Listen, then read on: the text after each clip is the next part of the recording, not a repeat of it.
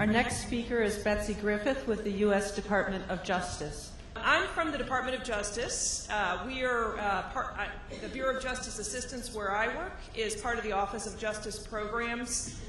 We've been around since the late 60s, and basically we're focused on state, local, and tribal criminal justice issues. I did want to mention my partner organizations. We focus particularly at BJA, and I will talk about the BJA funding today. But we work in conjunction with folks that work on juvenile justice issues, if you have that interest, at the Office of Juvenile Justice and Delinquency Prevention. And a lot of the stuff, again, will be on the website so that you can access more detail. The Office for Victims of Crime provides funding for victims-related services. There's also an Office of Violence Against Women that focuses on family violence issues. Just to kind of clarify, there's also the COPS office that focuses on community-oriented policing, and they provide funding.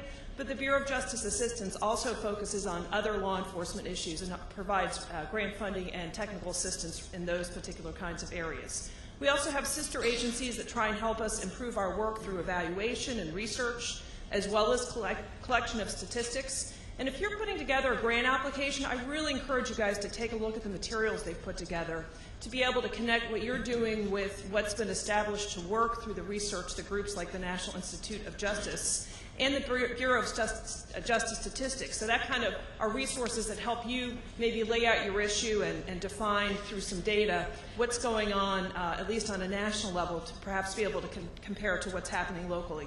All important tools, I think, when you're competing for dollars. We really do look at those problem statements and ask that you establish what your issues are. So some resources for you to think about. What we focus on is leadership and partnership with all of you guys and being able to make grants. I'll talk a little bit about what our grants are like in a few minutes. And the goals are to prevent crime and violence, and we do a lot of work in the area of substance abuse and mental health, which can have a big impact both on enforcement and intervention strategies within the system. Overall, the goal is really to improve the functioning, and as I mentioned, we focus on that through collaboration. We have 3 offices. I'm not going to go into great detail about this. The policy shop is really, if you're calling on a particular issue and seeking, for example, technical assistance or advice, you're going to interact with folks in the policy shop. They have an amazing set of partners that they work with. A lot of the national member organizations help us provide training and technical assistance to the field, which is often directly available. And you can go up on our website, and we have a calendar of events, of different training events that are available to you to access. That website will be available later on. In our programs office, if you all do get criminal justice grants from BJA, this is probably the folks you interact with. We have grant managers that manage grants on a regional basis and really try to provide that direct customer service and ongoing relationship with you to be able to monitor, process grant awards, answer questions that you might have. I head up the planning shop. We try and take a look.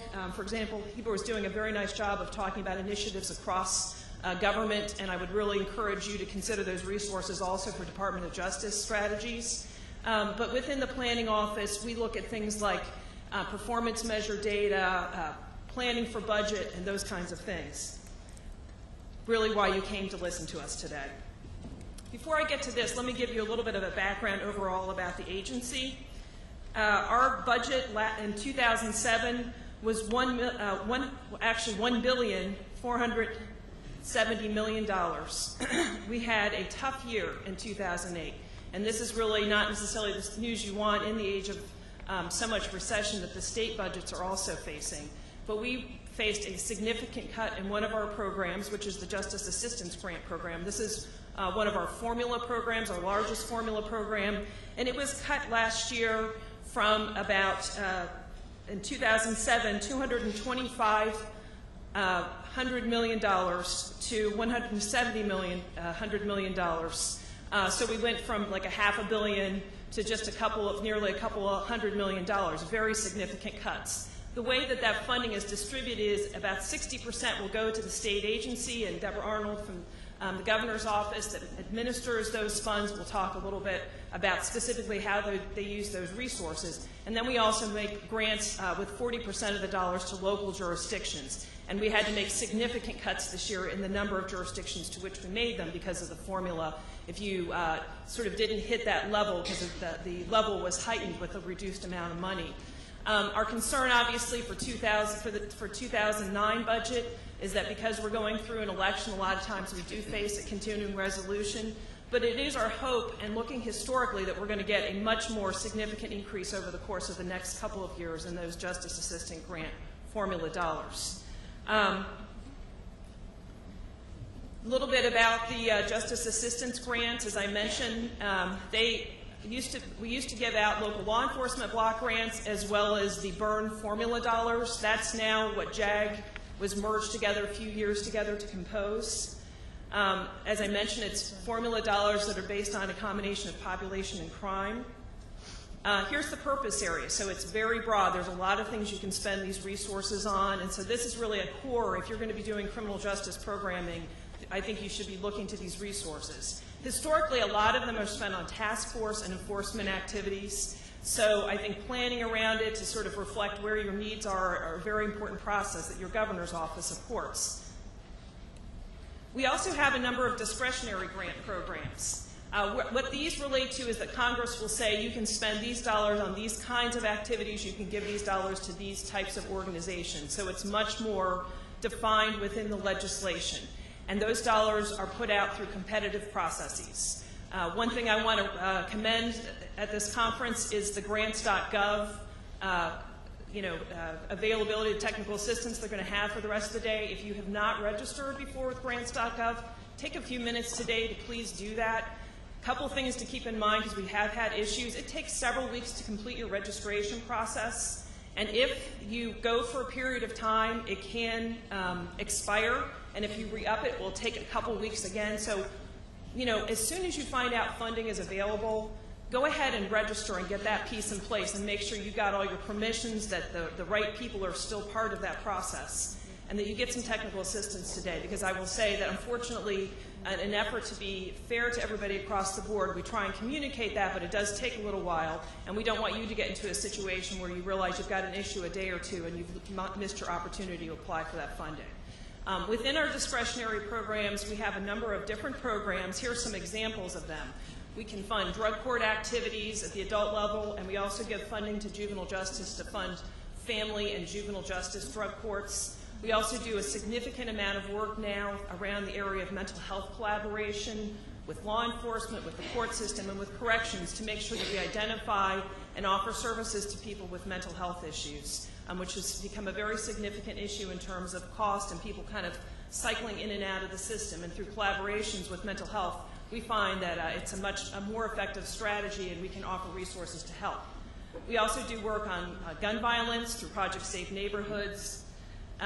We work on reentry issues, and it is our hope with the passage of the Second Chance Act, which will allow us to not only fund states and departments of corrections, but a whole range of services, including reentry out of jails, that's something in the next couple of years we hope to see some funding for. Work on capital litigation cases. We do also work with tribal jurisdictions. And in terms of the last two, offering funding to put closed-circuit televisions within court systems for child abuse cases, as well as setting up automated victim notice systems within your state courts. So really a range of different things that we can offer for you all. The other thing I would say is we offer a ton of technical assistance on a range of issues that I have not had the opportunity to mention today. Stuff from intelligence-led policing to information sharing to work on enforcing on the 95 corridor, really a huge range of issues. So check out our website. Feel free to contact us. You can apply through technical assistance. There's a technical assistance page. So even if you don't have money, what you're doing is really improving your strategy and your ideas so you're more competitive for these grant programs. One last point I will say is that Heber is right. We really need to do a good job of sort of projecting out both what we're going to be offering as well as telling you what we've done. And as of our fiscal year ending September 30th, you will see very shortly thereafter lists posted of what awards have been made and then once we do have a date, a projected date up on our website of what grants are coming out. So we're really trying to improve that customer service. I'll be outside afterwards. I understand Georgette is looking for me, so I will keep an eye out for you and be happy to answer any questions you have.